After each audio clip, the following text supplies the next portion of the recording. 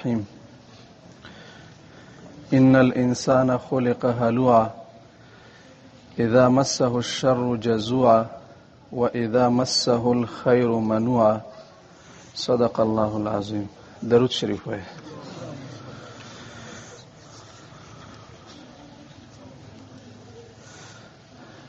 قرآن مجید کې او احادیث مبارکاو کې د انسان متعلق الله رب العالمین او د هغې پیغمبر مختلف قسم تعبیرات اختیار کړي دي. د انسان اقسام، د انسان طبیعت او مزاج الله رب العالمین هم قرآن مجید کې بیان کړه او مختلف الفاظ سره او حدیث مبارکاو کې نبی علیه الصلاۃ والسلام د انسان طبیعتونو ته، مزاجونو ته، مختلف صورتونو او اقسامو طرف ته اشاره کړې ده چې ځنه انسان داسې وي او ځنه انسان داسې وي. د هغې مطلب دا وي چې هر انسان د خپل ځان جایزه واخلي، خپل طبیعت معلوم کړي، خپل مزاج معلوم کړي چې زه د کومې نوع سړی یم، بیا هغې مطابق مناسب اقدامات وکړي.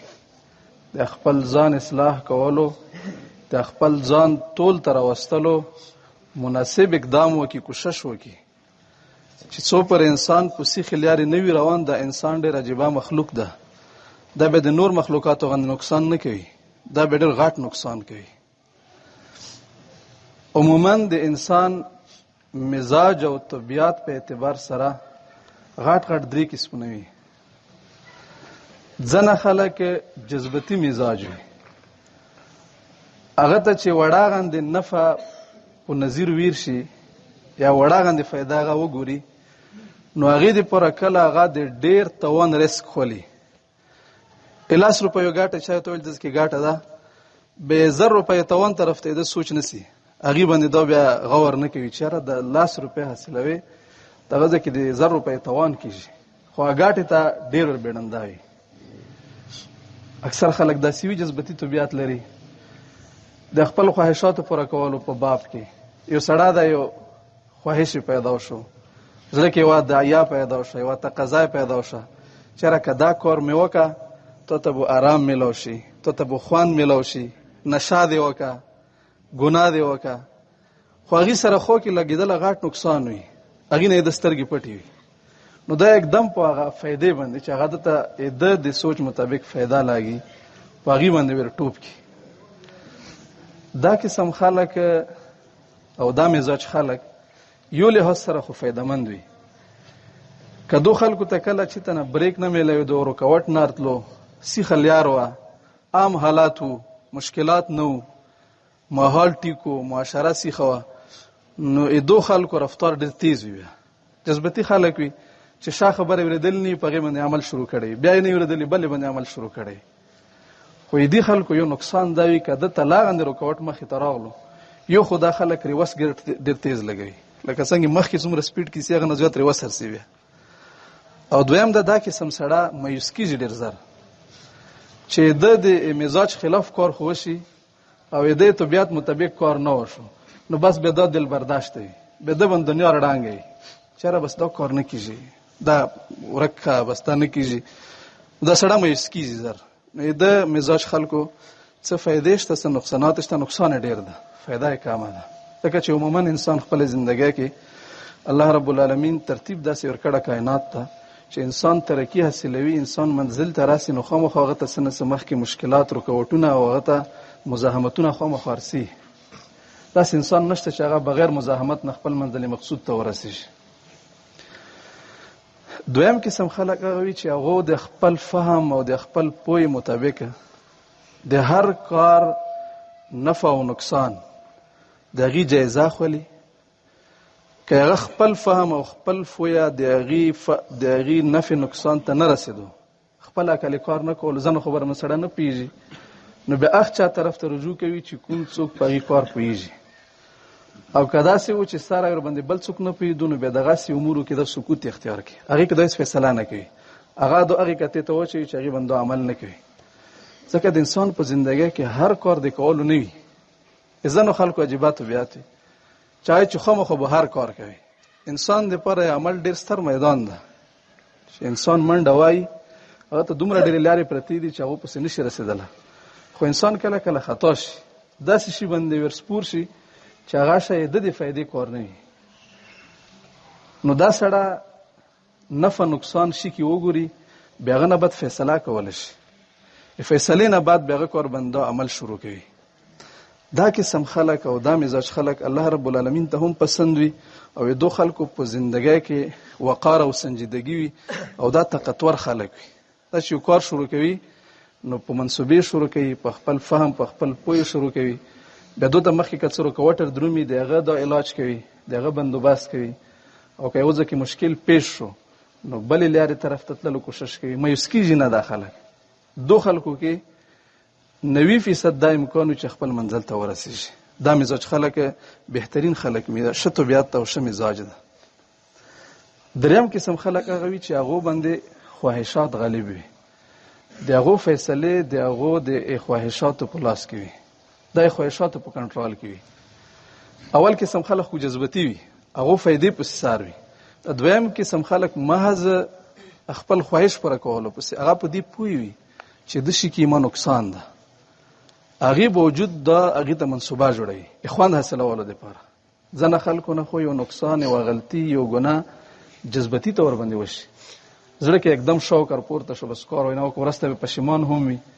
ځنه خلک یوې غلطۍ دپاره، یو ګناه دپاره باقاعده منصوبه جوړوي چې یاره دا کار زه وکړه، دې طریقې سره یې وکړه، داسې به خوند واخله. نو دا شیطاني مزاج خلک دي. دو بیا ورو ورو شیطانت کې لاړ شي اخیر داسې حد ته ورسي چې بیا واپسي ممکنه نه وي. دا درې قسمه خلک او درې طبیعتونه داسې نه وي چې انسان د هغې ازاله نشي کولی. طبیعت او مزاج د انسان په اختیار کې ده.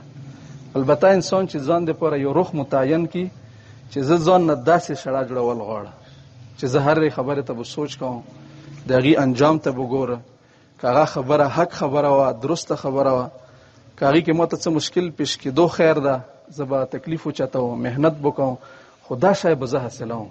اوس دا مزاج سړي ځان دپاره متعین کو، یو رخ یې ځان دپاره متعین کو، دا مزاج به څنګه دا حاصلوي هغې باندې مخکې خبره کول غواړه. خو چې یو سړی ځان ته د خپل طبیعت رخ متعین کړي چې زه ځان نه څنګه سړی جوړ کړم، جذبتي سړی جوړ کړو ځان نه، چې سړي ورته خبره نه وي کړي، مفتي صاحب یې چکچکایو ته وایي، چکچکي پسې روان شیلا غاندې شپېلا کې ته وایي ورپسې خوښه وي. که نه زه ځان نه هغه سړی سنجیده سړی، باوقاره سړی، طاقتور سړی، مضبوط سړی، د خپل فهم نه، د خپل پوهې نه، د یوه شي نفع نقصان نه بعد به زه یوه فیصله کوم. بیا هغې فیصلې نه بعد چې زه عمل کوم، لا یخافون لومة لائم. بیا که ما ته مشکلات راتلو، چا توانې راکولې، چا پیغور راکولو، چار پورې ټوکې مسخرې کولې، خو چونکې ما د خپل فهم مطابق یوه فیصله کړې هغې ته به ځان رسوم، زه ځان نه داسې سړی جوړول غواړم، او یا نه چې زه خپل خواهشات پوره کولو بنده وم.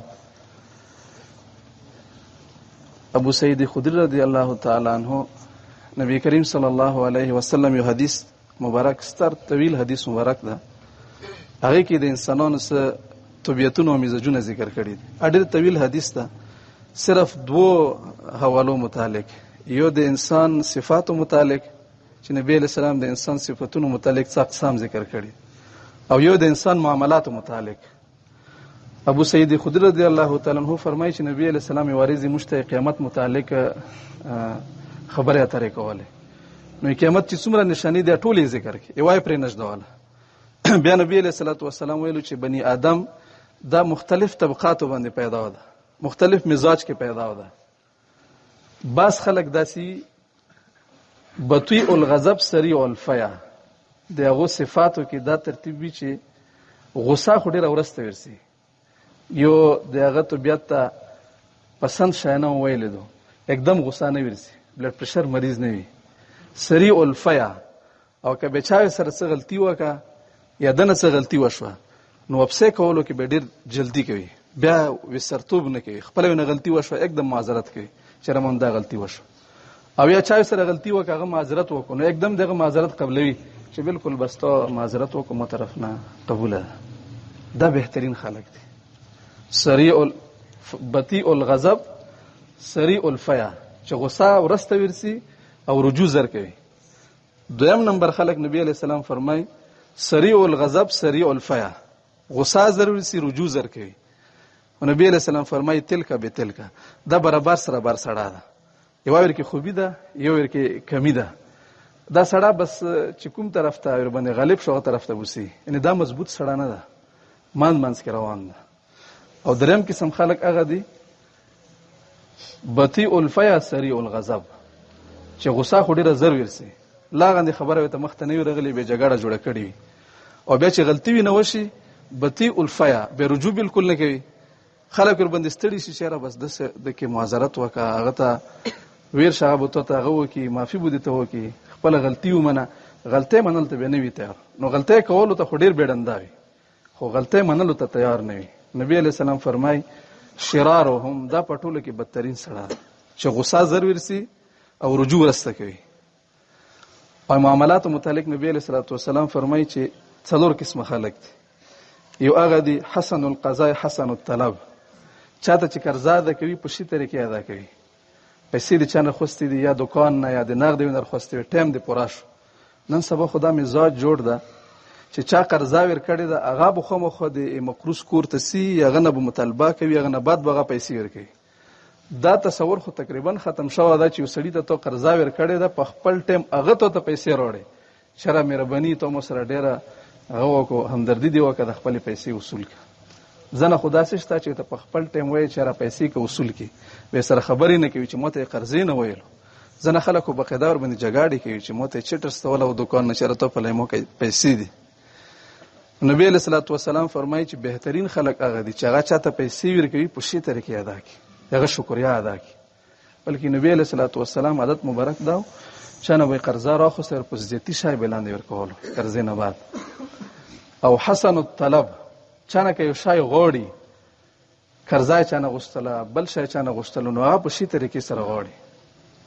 بس خلک بازار ته چې وځي نو د سودا کولو یا خرڅولو یا خوستلو هغه دا عجیبه مزاج وي چې هغه چانه شای خولي نو هغه چې دا سنت دي چې سو پر د خپل خلی نه یو بس امر پر شای فرجدي نه، نو دکاندار سره بغا چړ کوي چې هغه جوړو تر جوړ کی او دا خپل خلی روزي. حالانکه نبی علیہ الصلوۃ والسلام فرمای چې الله رب العالمین د په هغه بنده باندې رحم وکي چې کله هغه سودا کوي نو ډیر هلکا او ډیر اسانه سره تسمح، چې دکاندار ته هیڅ قسم پریشانی جوړ نه کی. یو شاید کته خواش وایخله که خواش دینه نو خامخوي دکاندار په سر 10 پردل چې هغه ته مجبورې نه دیر کی، نو دا د یو مسلمان خوستون کی صفت نه ده. او هغه بنده الله رحم وکي چې هغه چا باندې شای خرڅوي نو په ډیره اسانه طریقې سره باندې خرڅ کی. او نبی علیہ الصلوۃ والسلام فرمایي چې تریم قسم خلک هغه دي چې هغه چاته شای ورکوي په باندې طریقې ورکوي چې چانه شای غوړي او باندې طریقې غوړي. دا پټول کې بدترین قسم خلک دي چې ورکولو کې هم بد دي او په خوستلو کې هم بد دي. بهر حال د انسان دا مختلف مزاج او مختلف طبیعت، مختلف خلکو کې دا شی نه پیدا کیږي. ځنو خلکو کې ماحول دی وجه نه پیدا شي، ځنو خلکو کې تعلیم او تربیت دی وجه نه پیدا شي، ځنو خلکو ته مور او پلار نه پاتې وي. خدا ټول طبیعتونه د انسان داسې دي چې انسان مهنت وکړي، انسان پای کې تبدیلی راوستا شي، انسان پای کې بدلون راوستا شي. د انسان مزاج خرابېږي ویلې، د انسان طبیعت بګړېږي ویلې. یو خبره نن دا اهمه ده چې مو طبیعت ویلې خرابېږي، زه یا جذبتي ویلې جوړېږم یا زه نفس پرست ویلې جوړېږم، خواهشات نه مغلوبه کېږي ویلې، زه په لارې ټول باندې پوره کېږي ویلې نه، د مضبوطی متویل نه حاصلېږي، قوت مو نه ویلې ختمېږي. یو خبره. دویمه ده چې تندرست طبیعت او مزاج حصول دی پر څه کول پکار دی. یو سړی که غواړي سړي شوق وي چې زه د ښه طبیعت ولا سړی جوړ شم، هغه د څه وکړي چې هغه طبیعت حاصل شي. نو دا دوې خبرې زده کړې ولري. اوله خبره د انسان طبیعت خرابېږي هغه وخت نه چې کله انسان خپل دینی او دنیوي معاملاتو کې منفي سوچ شروع کړي. منفي سوچ دا معنی چې یو کار دغه دوه جهته کېدل شي، دوه روخه کېدل شي.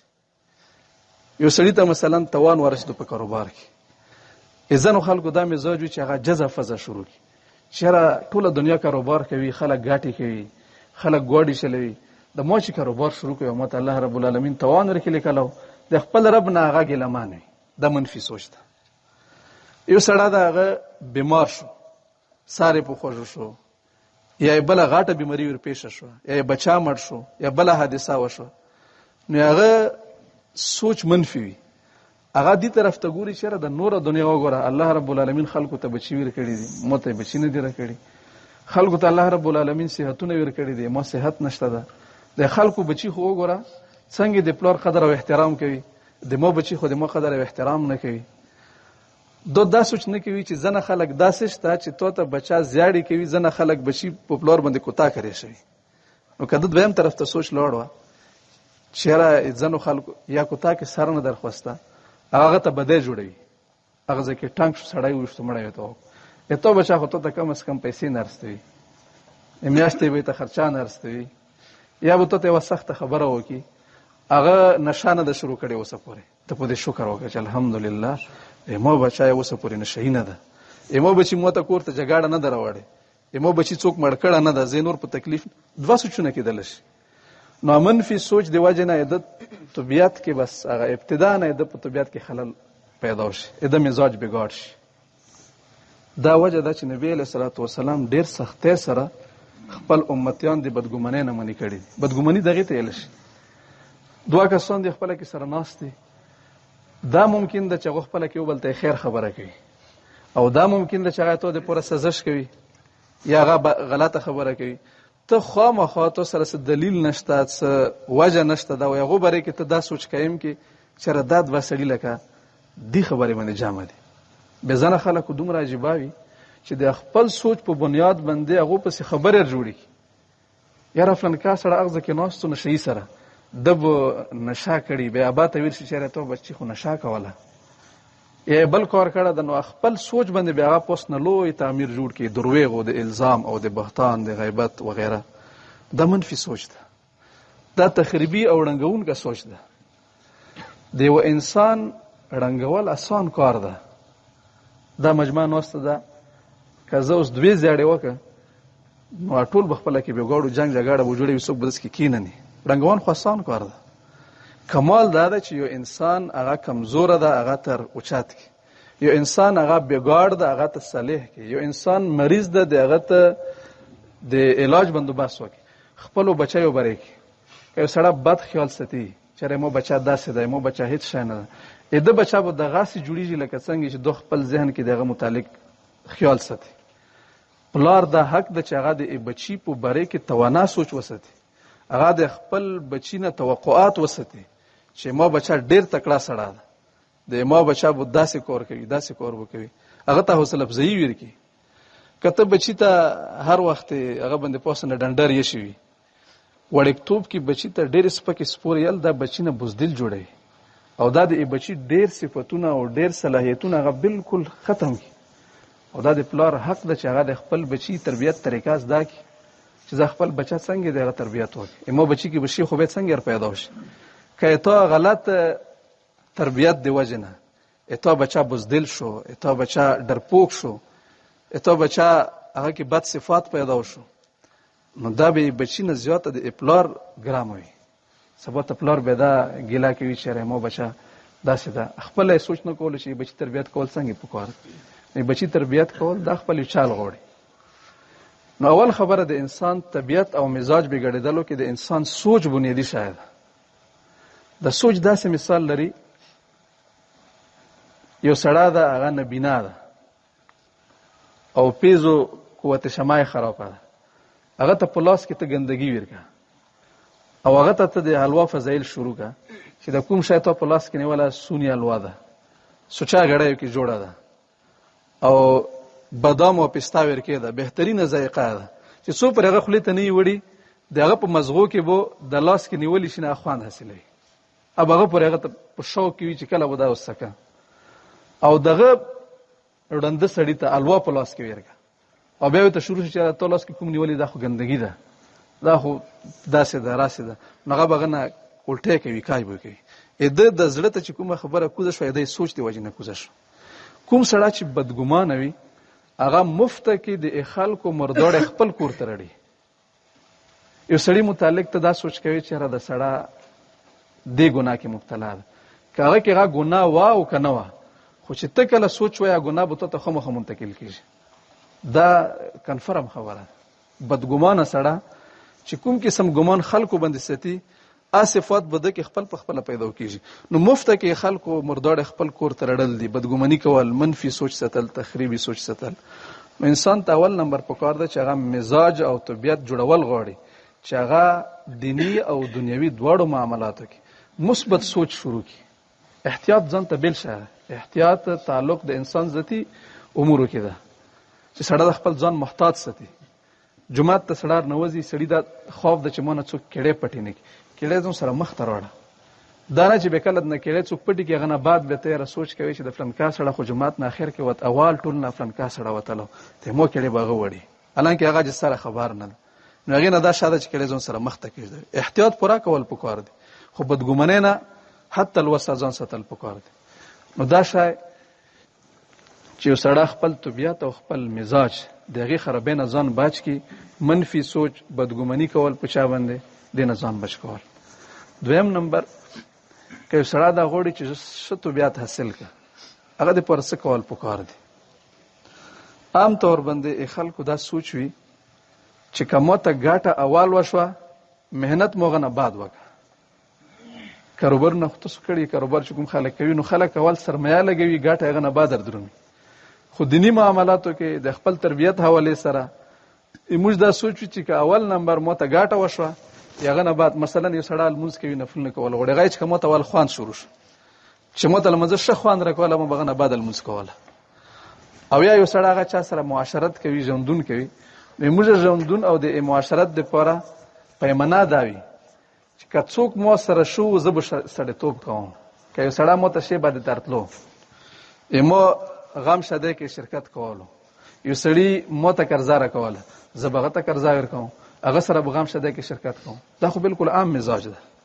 ډېر کم خلک به داسې وي چې هغه دا فرض کړي چې که مو ته خپل طرز وایي، ما واده ته نه راغلو، زه به هغه ته وته ورسم. ډېر کم خلک مونده کوي. نو هغه زندگی په برابرۍ کې روانه ده. یعنې اول هغه ګټه کول غواړي چې زه به خلکو سره وله ښه کوم چې کله خلک مو سره ښه کوي. عوف ابن مالک رضی الله تعالی عنہ خپل پلار مالک رضی الله تعالی عنہ نه روایت کوي چې نبی علیہ الصلوۃ والسلام نه مو تاسو وکړو چې یا رسول الله ما یو طرز واده، هغه ته چې کله زه ویر شي شاوې نه غواړه، هغه مو ته شرکوي نه، پیسې نه راکوي، قرضه مې ده مثلا، ضرورت مې ده، مو سره هغه صله رحمي نه کوي، رشته داري سره نه ګډوي. رشته داري ګډول دي ته چې که هغه ته تو جنی ضرورت وو، ته هغه سره جنی تعاون وکړي. که هغه ته تو مالی ضرورت وو، هغه سره ته مالی تعاون وکړي. دغه په دوک در کې ته شریک شي، دغه احترام او دغه اکرام ته وکړي. علما راغله د علما سره لوس ملو چې کم از کم علما دا وایي چې را د فطر زواده ورور دا د ټول د رشته داري کې ګډ شي نه دي چې دغه زړه خیال ته وسات اته نه خوشاله وي. کاغه بیمار شي، هغه بیمار پرسی وکړي، کاغه کړه مړ ورشه، هغه جنازې کې شرکت وکړي، دغه نورو مشکلاتو کې غسر منډه ترډه وای. دا ټول صله رحمه کې داخل. صله رحمي دي ته نه چې راته مو تر زوای کله وژنه د پښې ټکول بیا خو مو ته نرسه، خو که یو سړی سره ته په ناجایز باندې کله جګړه شروع کا به بوال ته پاک زر خول مش رشتہ داری دایته. حالانکه رشتہ داری دا معنی چې دغه ته په کار باندې راشي. نو عوف ابن مالک پلار نبی علیہ الصلوۃ والسلام ته یی چې مو سره تر زوا رشتہ داری نه کوي. مو دا قسم کړه دا چې دوه مو ته کور ته راغله زبد ته یو شای نه ورکو او زبد نه بد سره شابه نه کو، رشتہ داری به سره نه کو. نبی علیہ الصلوۃ والسلام حضرت مالک رضی الله تعالی عنہ ته فرمایلو چې ته د خپل قسم اول د کار وکا چې هغه سره شو وکا، هغه سره رشتہ داری وکا، کاغه د نڅ شای وغوښته هغه ورکا او د خپل قسم کفاره لرنه قسم موت کا خیر ده، هغه سره شګړه وکا. ابو ذر رضی الله تعالی عنہ فرمایي چې نبی علیہ الصلوۃ والسلام ماته او نصیحتونه کړیو. پاره کې یو نصیحت داو چې کوم څوک تو سره ظلم کوي هغه نه ته عفو وکړه، او چې کوم څوک تو سره پریکړه کوي هغه سره رشتہ داری کوه.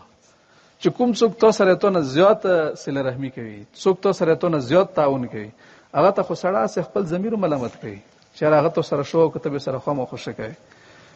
نو ش سړی توپ داوی چې ته په حل وکي یو سړی تو سره بالکل تعلق نه سره سره تعلق جوړ کی. نو چې کله یو سړی په دې کورونو کې اقدام کوي نو یې سړی په طبیعت کې تندرستی پیدا شي، یې سړی طبیعت مضبوط شي، د سړی فیصله کول شي. بیا چې کوم سړی په دنیا کې برابرۍ ژوندۍ تیرول غواړي، د سړی ذهن ډیر کمزور وي، دا په غاټو غاټو خبرو کې فیصله نشي کوله. بس که دنیا معمول مطابق روانه ده، دا سر روان ده، او کله غند څه حالات ګډوډ شون اوس به تنور خطا وي. نه مضبوط طبیعت او د ښه مزاج حصول لپاره په شو کورونو کې پهل کول او د خپل نیکیو عوض د هغې سوچ نه ساتل چې یاره مو چا سره ښه کړه ده مو ته هغې بدله میلاو شي. خپل عوض خپل ښه خپل نیکي الله رب العالمین ته حواله کول. دا خو د یو ښه طبیعت حاصلول دپاره یو وړه غوندې نسخه تاسو ته مو وښیله، خو یو خبرې کول وي او یو عملي طور باندې انسان کې هغه شیونه راتلل دي، دا یو مستقل ځان ته فن ده. اوس یو سړي ته ذهن کې خبره راغله چې یاره که دا شی مو وکړه زه دا شی جوړ شوه، خو دا په خبرو نه جوړېږي. که زه تاسو ته روغه میاشت خبرې وکړه تاسو یوه ورځ یې ته غږېږه، دا شی حاصلېږي نه.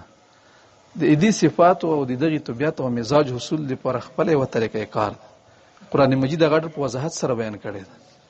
د هغې دپاره صحبت د اوله مرحله ده چې څومره د انسان طبیعت ګنده وي، څومره د انسان طبیعت بېګاړ وي، څومره یو انسان هغه ګیره ګزروي، خو چې هغه د اولیاء الله اهل الله دیندارو صحبت کې شرکت شروع کړي، هغه ته نوې یو زندگی شروع شي، د هغه روحانیت کې نوې یو ژوندون پیدا شي. الله رب العالمین هغه ته ډېر اسانۍ سره د شیونه حاصلوي. نو یو کار دا موږ باندې لازمول پکار دي چې موږ خبر اورېدلو سره سره عملي طور باندې دغې شیونو حصول دپاره اقدامات وکړو. نو ټول ناول اقدام ده. که تاسو کوم صفات حاصلول هم غواړئ هغې خلکو ته به تاسو ته تلل ضروري وي، د دې نه بغیر نه کېږي چې موږ په خپل جومات کې ناست یو، خبره مو اورېدله، واز و نصیحت مو اورېدلو، یا مو سبق ویلو، ترجمه مو وکړه، دا ټول ډېر د هغه اوله مرحله ده. خو عملي طور باندې دغه شی حصول لپاره صحبت بنیادي شی چې یو سړي کې خپله باندې هغه مزاج بېګاړ ده، که هغه تو ته 10 غنټې لیکچر وکړي که نه اته طبیعت کې فار نرسي، او چې یو سړی په خپله باندې هغه طبیعت صالح ده هغه سره 2 منټه کښېنه اته په طبیعت کې به واضح فرق راشي، ته به جواب کوی شي چې یاره دا خبره داسې ده. نو د صحبت حصول، دیندارو خلکو سره شرکت کول، نیکو مجلسو کې شرکت کول، دا د شي حصول لپاره ضروري شاید.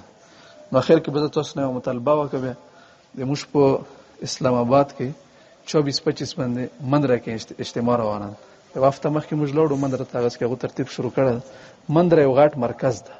یو خو د موږ خپل کربوغه شریف کې جامع زکریا سره خوا کې یو مرکز ده، د هغه ځای نه هغه ډېر زیات او وسیع مرکز ده، ډېر مزدار ځای ده. ملګري هسې چکر دپاره لاړ شي، دا په ذهن کې نه وه، یو ترغیب در کنې چکر ته ماسې خپل ځان اصلاح دپاره لاړ شي، خو هسې لاړ شي هغه ځای ته وبه ګورئ هغه ښه خلک درومي، د هغو خلکو صرف صحبت تاسو دپاره مفید ده. علما ارسي او اولیاء الله ارسي، داسې علما ارسي چې هغه سړی خپل مهنت باندې مونده کول هغه دپاره ډېر ګران وي، نو دا یو ډېر لوی نعمت وي. یو عالم دین سره کېناستل دا د دنیا او مافیها نه ډېر بهتر دی. یو سړي اولیاء الله سره د الله ولی سره 15 منټه کېناستل دا د دنیا د ډېرو شیونو نه بهتر وي. خو سړی کله په رښتیاو باندې دغې شیونو موازنه وکړي چې دنیا شیونه څنګه دي او د بل شی څنګه ده، نو انشاءالله په 24-25 باندې یو مندره کې اجتماع وي. د موږ کلي نوجوان او ټول چې څومره دي کوشش وکړئ چې زیات مقدار کې لاړ شي، ځکه چې موږ مندره ته لاړ شو هغه ته هغه موږ ته چې تاسو خپل کور ده، د موږ زندګان او رښتیا کور ده. هغه ځای مندره هغه کې مزدار ځای ده، نو تاسو خپله ځمکه ده، که چې ډېرو ملګرو کې ځمکې خوستې وي، هغه کې پلټونه یې خوستې وي، موږ خپل ملګرو به ډېرو خوستې وي. نو 24-25 باندې انشاءالله ملګري ځان تیار کړئ، ګلاب مولانا سره، ذوالقرنین مولانا سره اجتماع دپاره تاسو خپل نمونه ولیکئ. 24 تاریخ باندې به انشاءالله دغې ځای نه قافله وځي پلینکوچونو په سرحد کې. 25 تاریخ باندې به دعا کېږي انشاءالله، عبدالصمد مولانا سره به تا وکړئ چې هغه تاسو ته به ترتیب جوړ مندره مستان نه بعد انشاءالله مجلس ذکر کېږي. واخر دعوانا الحمد لله رب العالمين والصلاة والسلام على خير خلقه محمد وعلى آله وأصحابه أجمعين. اللهم إنك عفو تحب العفو فاعف عنا يا كريم. یا الله دغه جامع کې چا څه مشکل وي ته حل کړي، یا الله چا څه ضرورت وي ته پوره کړي، یا الله څوک بیمار وي هغو ته صحت ور نصیب کړي. یا الله چا څه مشکلات وي، چا قرضې وي قرضې خلاصه کړي. یا الله چا نارینه بچي نه وي نارینه بچي ورکړي. یا الله چا بچي وي نیک صالح یې ته ستر کړي. یا الله موږ ټولو دیني او دنیوي ضرورت ته پوره کړي. یا الله موږ خپل اصلاح طرف ته متوجه کړي. یا الله موږ نه دین کار واخیستلی کړي. یا الله موږ دین او دنیا دواړه ښایسته کړي. وصلى الله تعالى على خير خلقه محمد وعلى آله وأصحابه أجمعين برحمتك.